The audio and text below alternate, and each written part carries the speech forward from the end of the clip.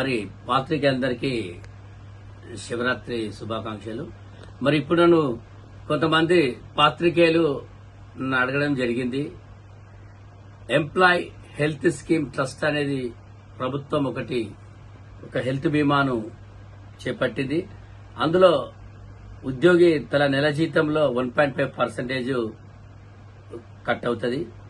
ప్రభుత్వం 1.5 కలిపి వీళ్ళకు 3.2తో మరి వాళ్ళకి హెల్త్ బీమా ఒక పథకాన్ని ప్రభుత్వం తెచ్చింది. దానిలో ఉద్యోగులు ఎవరు కూడా సంతృప్తిగా లేరు.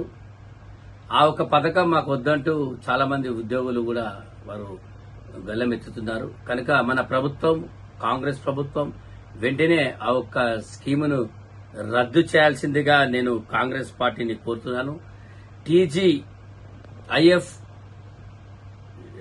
GPF రిటైర్మెంట్ బెనిఫిట్స్ అయితే ఉన్నాయో అవి వారికి తక్షణమే వారికి రిలీజ్ చేసే విధంలో మరి ప్రభుత్వం ఆలోచించాల్సిందిగా నేను మన రేవంత్ రెడ్డి గారిని నేను కోరుకుంటున్నాను. ఎందుకంటే రేపు రాబోయే రోజుల్లో రేపు జరిగే ఎలక్షన్లో మరి ఉద్యోగులు మన కాంగ్రెస్ వెంట ఉండాలంటే మనం తప్పకుండా కొన్ని నిర్ణయాలు మరి తీసుకోవాల్సిందిగా నేను రేవంత్ రెడ్డి గారిని కోరుతున్నాను.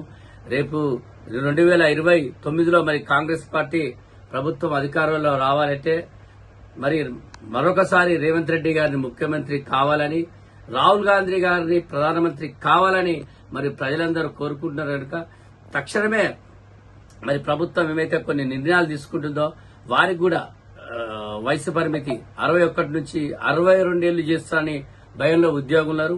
అటువంటి ఆలోచన కూడా విరమించుకోవాలని